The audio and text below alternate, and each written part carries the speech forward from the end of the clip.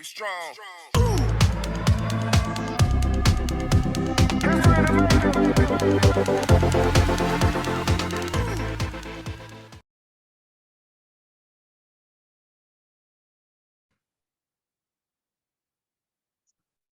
Well, hello, everybody, and welcome to this week's The Beautiful Bag podcast. I am your host, LeeAnne Hayden, and this week I am coming at you with someone who I'm looking at her right now, and she's got her ribbon on. She wears a crown. Wait to hear her story; it's amazing. She is Mrs. World America 2021. Her name is Robin Brown, and we met through social media. But she's got a story of why she's in her ostomy. It's a little bit different than the normal ones that we've heard prior on the show. But Robin, so excited to have you here. Thank you for being here with us. Oh, thank you so much for having me, LeeAnne. I'm just thrilled to be here and for this opportunity. And I love your podcast. So this is great. Oh, well, thank you. I appreciate you. So yeah, Robin, I mean, let's get into it. We were just you and I were just talking a little bit and you were telling me a story. I mean, last year you've had, 7 surgeries last year, but prior to all of this, let's start with what ended up, creating the ostomy for you. Okay, yeah. So I struggled at age 21. I was actually diagnosed with ulcerative colitis through a whole separate series of crazy, strange events. I got septic salmonella food poisoning, and that actually led to an exploratory surgery. And they said, oh yeah, by the way, did you know you have ulcerative colitis? And I'm like, oh, well, that explains a few things. Thank you so much. Right. And so I struggled for years after that, trying all different types of medications and bowel resections. And, I was constantly sick. And then in March of 2014, a freak accident happened and I was at home. It was a Sunday. It was a surprisingly sunny Washington day in March, which doesn't happen very often. That never happens. Here or been here. So we get quite a bit of rain. So it was sunny and we have like an off-road vehicle that we take and go through the mud and go over rocks and do things like that. And so we had taken it out that day, taken the top off, enjoying the sunshine.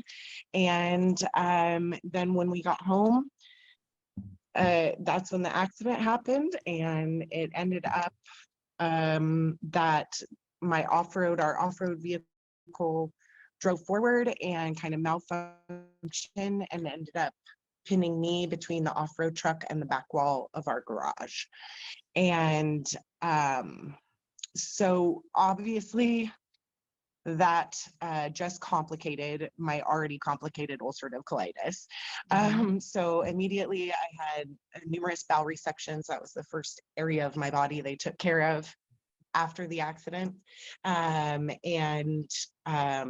Then began my journey towards an ostomy. I ended up not waking up with a bag after the accident, but actually that came 2.5 years later after much more struggle and, gross things like rectal prolapse and, having to deal with those really serious conditions that no one ever wants to talk about.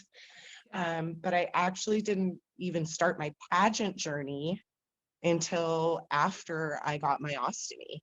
And it wasn't something I ever thought I would do. I didn't grow up, as a little girl playing with Barbies and, wanting to be a princess. That was never, I was a tomboy all the way.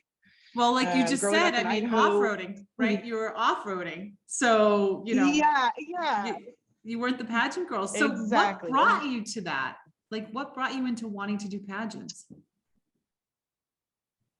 Well, after my ostomy, I watched a lot of daytime television. And anyone who's had surgery or been sick has gotten to that point where they have nothing else to do but sit and watch daytime TV. So in my healing, I did a lot of that. And I saw all these people going on talk shows like Ellen and Oprah and doing all these things. And it was like they'd have these horrific things happened in their life, and then they turned into this magical, appreciative, wonderful person. And I was kind of angrily stewing on the couch going, okay, well, when is this supposed to happen? Because right now I'm just angry. I'm angry. And I felt like my whole life after the accident obviously changed. But I felt like everything I previously used in my life to identify who I was gone. I no longer, had my job that fulfilled me and told me, you're a great person. You do things for other people. I worked in the medical field. And so I lost my identity after my ostomy and after the accident, because that was taken away. All of a sudden, my roles in my family relationships had changed. All of my friendships changed. Everything changed. And I was lost. And I found myself after my ostomy, not just hiding from myself because I didn't know who I was anymore, but I hid from my reflection because it was, quite frankly, it was hard for me to look at. I hid from my husband because how on earth could he still love me with this? I even hid from my neighbors. I would be out in my garden in the middle of August wearing a baggy sweatshirt. And on one of those days, playing out in the dirt, covered in a sweatshirt, something hit me. And I thought, why am I hiding? Why am I hiding from my own life? Every aspect of my life I'm hiding from, I'm running from. And that day, I got tired of hiding. I didn't know how I was going to not hide anymore, but I knew I was tired of hiding. Isn't there something special when it comes to seeing something that you don't see, like understanding something that you don't understand? Do you know what I mean? Like something comes out of that. Yeah. And then when you realize it, then you know you can do something about it.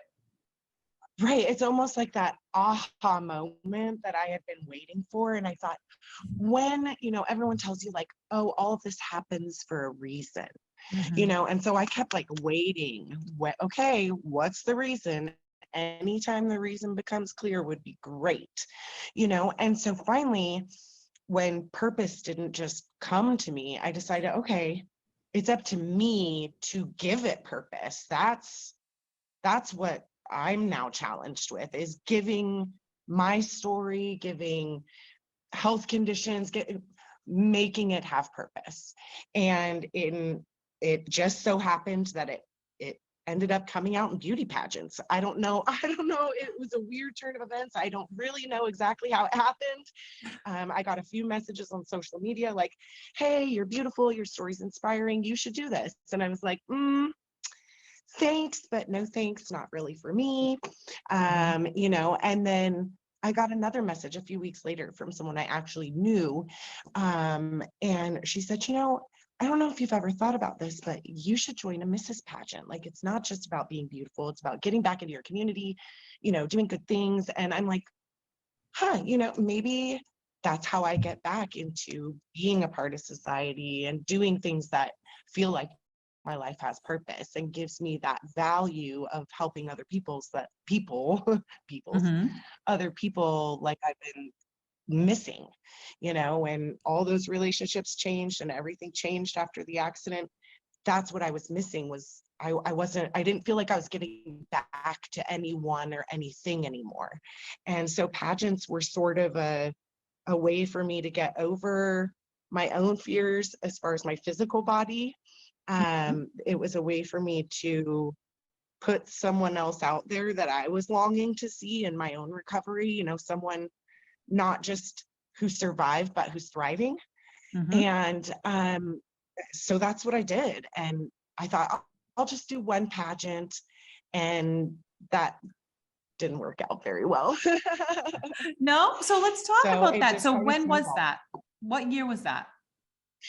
So the first pageant that I did was in 2018, and I was Mrs. Mason County, and I competed as Mrs. Mason County for Miss Washington, and I did not win. I did not place top 10, but I did wear a swimsuit for the first time on stage, asking to be judged, and all the other things that came along with that experience was just what I needed in that moment. And at that point, it wasn't, being honest, like when I started, it was really, I needed something. And now that's sort of shifted, because since then I was chosen to represent Washington at the Miss World America pageant in Miami last year in August. And that's when things sort of transitioned, and it really became about making invisible visible, and really just putting it out there. I could wear a bikini, I could do these things, and I did. And I didn't wear a smaller bag, or pouching system. I didn't change anything about how I normally am with my ostomy. And that was really important to me, because the whole point is to show people you don't have to have access to different supplies for different events, and you can just be you, and don't ever be ashamed for being alive or having survived. And that's just been my mission ever since, is to not be ashamed for being alive. I'm never going to apologize if somebody gets upset over seeing my bag or anything like that, because they can turn away. And this is no different than a scar or a stretch mark or a diabetic pump. It is simply a device that helps me live my life. End of story. Like, and what the crazy thing is? I love your story, but the crazy thing is we call it a medical device, but it really is a Band-Aid with a Tupperware clip on it that catches that's a bag. That's the physical bag. Yeah, it's exactly like used for hold. It's a purse. It's an extra, That's all it is. Is a Louis. I don't know what. You're right. And so I know some people say, like I've had some people say, do you have to show it? Well, no, I don't have to be an advocate, and that's something that I always try and express too, is you don't have to do it the same way that I'm doing it. Just because I'm putting it out there for the whole world to see, and I'm strutting my stuff, and that's how I choose to advocate, that doesn't mean in order to be an advocate that's what you have, that you have to strip down literally, physically, any of those things. Like, you can find another way to do it and still stay private and have it as, your secret. And maybe that's part of your advocacy, is that no one would ever know, so that could be it. Because a lot of people, when we look at this, there's 725,000 to 1 million people with an ostomy in the US alone. I mean, here alone. And you don't know about that. I mean, I remember when I first got mine 6 years ago, I thought I was the only person on the planet, except for the older people in the pamphlets that they hand you. Right. And that's the other thing too, in talking to people, it either people have no idea what it is at all. They go, you have an ostomy? Oh, and you can tell right away, like, no clue, no idea what you're talking about. Or you have the people that say, or you have the people that are like, oh, my great grandma had one of those. Right. And, I would never know, you don't smell at all, or something like that. And I'm like, oh my Lord, this is exactly why I do what I do, because the stigmas have to change, and not enough people, are talking about the things that lead up to an ostomy, just overall health and wellness and paying attention, because nobody wants to talk about sensitive subjects like going to the bathroom. And that was the barrier for me in getting diagnosed with ulcerative colitis, is that it was a stress tummy. When I did kind of talk to my grandma or something, she said, oh, it's, you're stressed. And then that sort of made sense. Like, as I went to college and stuff like that, I had more flares. Really, it was partly related to diet. No kidding.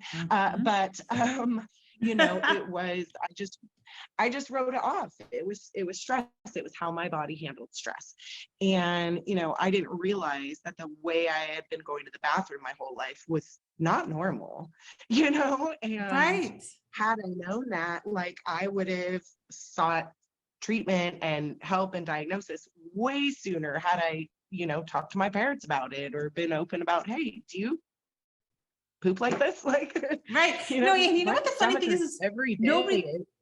it's like talking about poop. Like who wants to talk about poop? But I think that we need to start, especially with our kids younger, like knowing if something's wrong and being able to come to your parents when something's just not right. Like we would go if we had a stomach ache Yes. because we were constipated, we would go run into our parents like, I haven't pooped in Right. 5 days, like help me, and here comes the prune juice. Oh, I But can't move, right? right. But that's, I mean, but other than that, like loose stools, diarrhea, all that, we You don't talk about your don't talk about it. right. You don't talk about your daily Mm-mm. habits, and how things normally, like, because what it was normal for my body was so abnormal compared to what a healthy, normal system looked like. And I had no idea because it was normal for me. It was how it had always been. I'd always kind of, I'd always really dealt with those symptoms. So it was normal. It was totally normal. Mm-hmm. Exactly. Not Exactly. normal. Now let's talk about, so you were in the garden in a sweatshirt and you said, I'm not going to do this anymore. Mhm. Like I need a purpose. What were some of the first things that you did to help move yourself forward? Because a lot of people can be very stuck in that place that you were in Mhm. for a while. A lot of people are stuck there and they will live there. Like, what were some things that you actually did? Like, Yes. one, you recognized it, but what are some things that you did to move forward?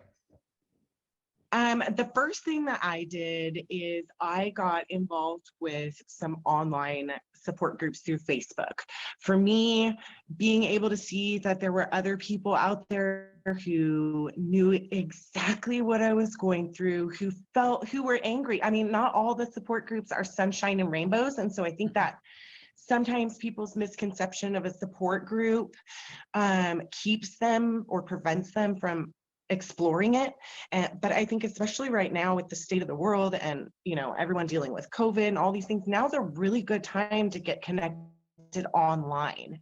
Mhm. Whether it be through podcasts or Facebook or watching YouTube videos, there's all these resources. And it's an opportunity to see firsthand that you, A, not only are not the only one, but B, that there's people out there who really are continuing to live the same way. Or, like in my case, I feel like my life has been even enhanced and made better after my ostomy because my sickness is so much better. And it's allowed me the freedom from the bathroom and the freedom to go on a boat for a day-long fishing trip if I want to, which I couldn't do that before. I couldn't, make plans ahead of time because I didn't know how sick I was going to be. I didn't know how I would feel that morning when I woke up or what my night had been like the night before, so it gave me a lot more stability as far as my illness. But I also know there's people that weren't sick before they had their ostomy and who, may have been in an accident or something and literally just woke up. And so for them, I think it's sometimes a little different because they didn't have the struggle before. So there's relief comes later, Yep.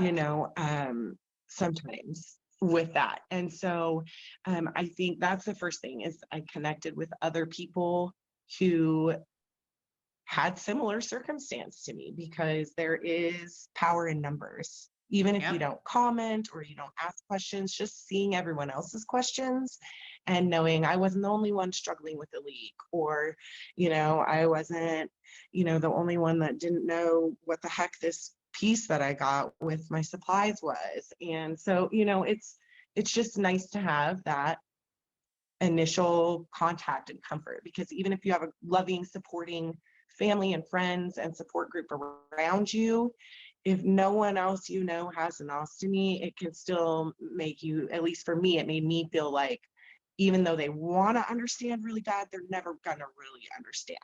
it's like trying to explain to someone what it feels like to give birth. Oh, honey, I can tell you, but you will not know until it happens. Until it Right? happens.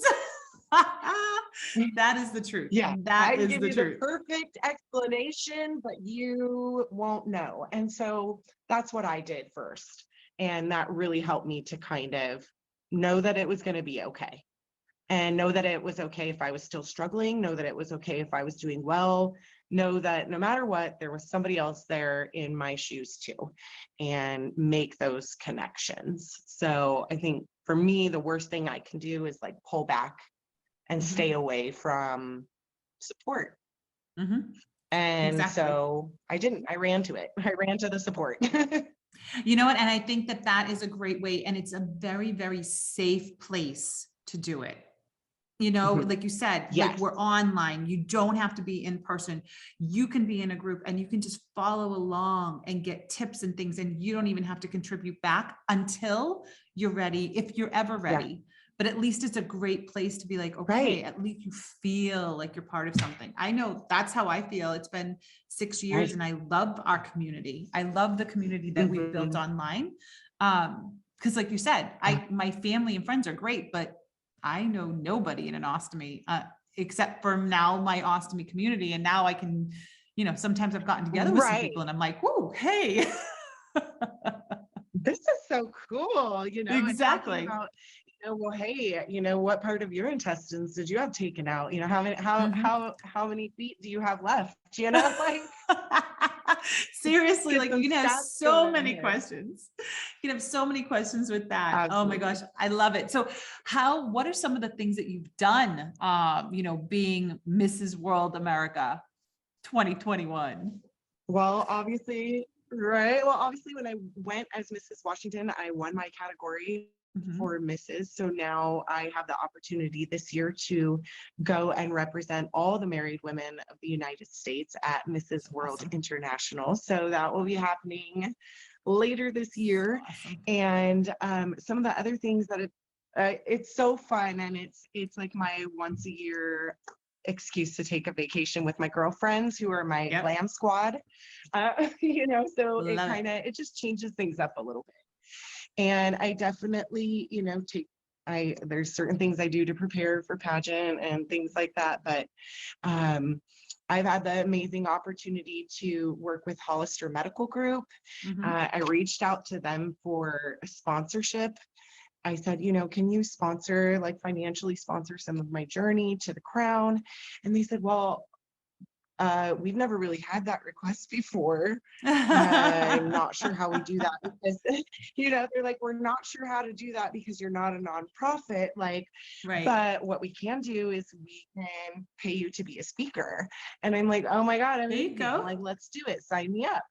So I went to Chicago and did a 3-day engagement there and got to meet some other amazing ostomates that, online and in person. So that was really great, and got to meet with the Hollister team to talk about, changes to medical devices and different things that as an ostomate we've struggled with or would like to see improvements in. So that was really amazing.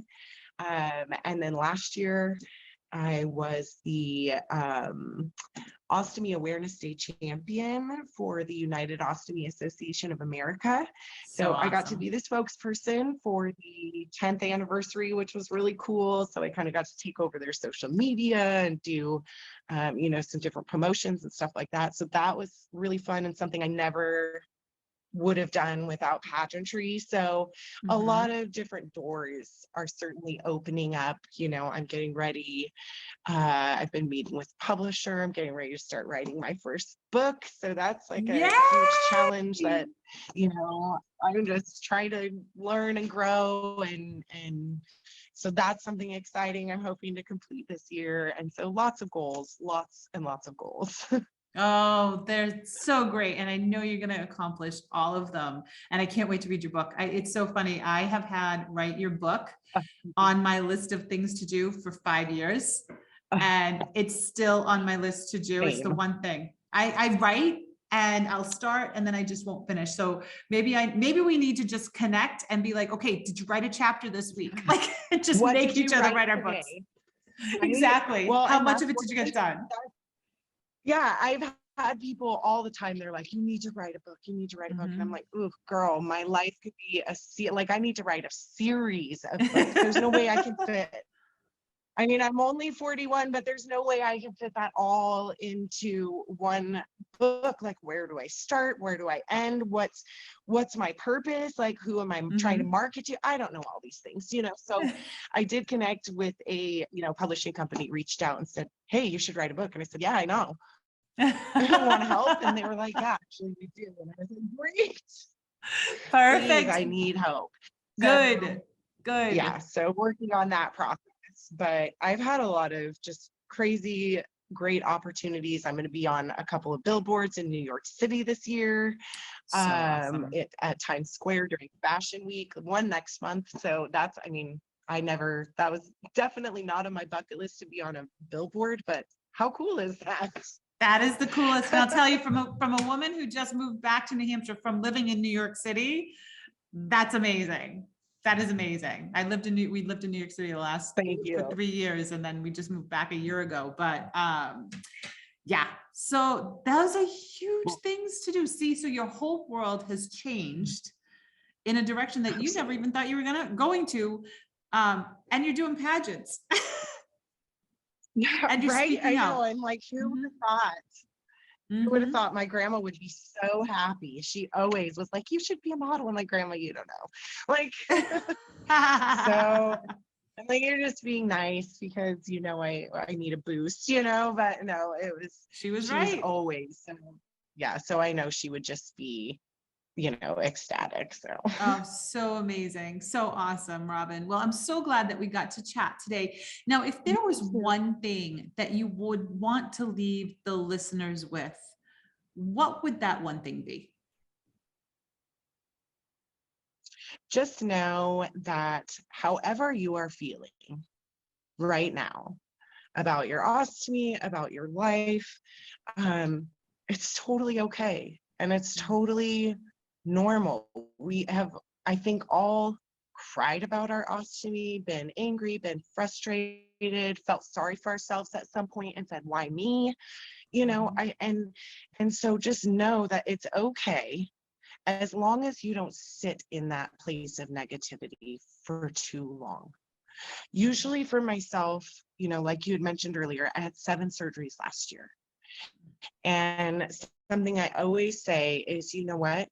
You are allowed to be ticked off and frustrated and mad and cry your face off for 24 hours. Then, girl, you better pick yourself back up because you still have to do whatever it is that's making you mad, or all of those that you still have to keep pushing forward. So if I have to keep pushing forward, I'm at least going to do it to the best of my ability and be as positive as I possibly can, because that's what makes my life better for myself. It makes it easier for me to keep going through each day. If I, instead of focusing on the negative, I'm focusing on the positive and on the things that I want and, the goals that I have. And so I'm not saying don't feel feelings, because we all have that, and you don't have to be happy all the time and grateful all the time. People think that you can't be angry and grateful at the same time. You can, but don't focus on the angry for too long. I got frustrated this week with healthcare system. I think we've all been there. I got this is not a bill, and it was $47,000, and I went for a half a day. Right? Like, what in the heck, And my auntie got on and said, don't forget to be grateful for the care you received, and you're alive today. And I'm like, I am not for 1 second ungrateful. Okay. I am glad I am alive. I am glad I get to see my son grow up, but that doesn't mean that I can't get frustrated, right, or angry, or sad. Just don't sit in it for too long. And my grandma used to say something that resonates with me every day. Take bigger steps. whatever it is that you're doing or trying to get through or trying to get over, whatever challenge you're facing, even if it's a tiny step because you were standing still before, just take bigger steps. Even if it's that first tiny little step to just kind of, just take bigger steps. Don't allow yourself to sit there too long and take those steps. So I think everyone has the power to truly shift what their life looks like, how they feel every day. And people just need to remember how powerful they are, because you will get through this. You can get through this. Just don't sit for too long, and be sure and take bigger steps. I love it. I love it, Robin. You know, and you're so right. That is something that we all can learn from, whether we're in an ostomy or not, whatever we're stuck in. It really is. It really is. Now, if the listeners want to find you, where is the best place for them to go to connect with you? Instagram seems to be a really hot spot. I get the messages quickly and easily, and I try to stay updated there through my whole life, not just pageantry, but everything that I'm out doing in my community. So you can follow me on Instagram at Ostomy Queen. There we go, Ostomy Queen, and she has her crown. We'll need a picture of you with that crown on. I do. Yeah, she's got it right here. Yeah. But yeah, so she has her crown, she has her ribbon. So Ostomy Queen, I love it. Robin, thank you so much for sharing your story, your journey, how powerful and strong you are, and just courageous walking through the things that you've done. And you're paving the way for a lot of people. So we appreciate you for that. Well, thank you, LeeAnne, so much. I appreciate every opportunity to speak or join people on Zoom. I've, been able to speak to a lot of ostomy support groups across the country through Zoom. So anybody is interested in that or anything, just reach out on Instagram and, let's get connected. Love it and love it. Well, Robin, thank you again for being with us today. Thank you.